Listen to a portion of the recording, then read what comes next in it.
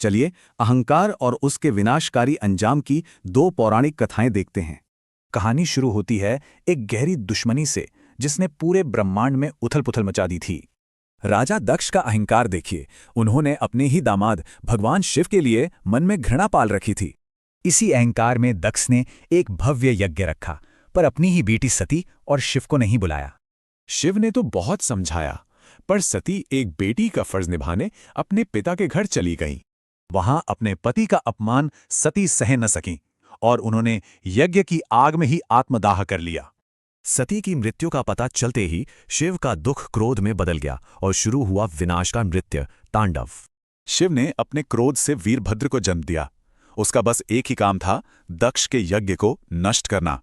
वीरभद्र ने यज्ञ तो नष्ट कर दिया, पर शिव के शोक से ब्रह्मांड का संतुलन बिगड़ता ही जा रहा था।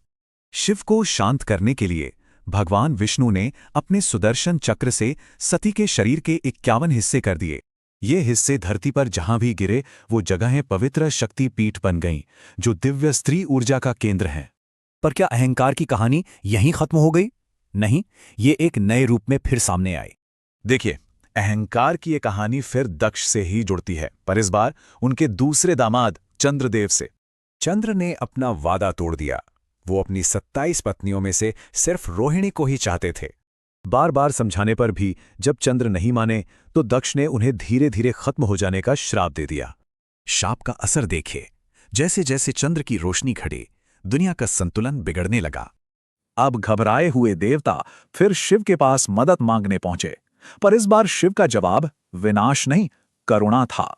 शिव श्राप को खत्म तो नहीं कर सकते थे, पर उन्होंने उसका एक उपाय निकाला, चांद के घटने और बढ़ने का चक्र। और हां, चंद्र के अहंकार को काबू में रखने के लिए शिव ने उस चांद को अपने सिर पर ही धारण कर लिया।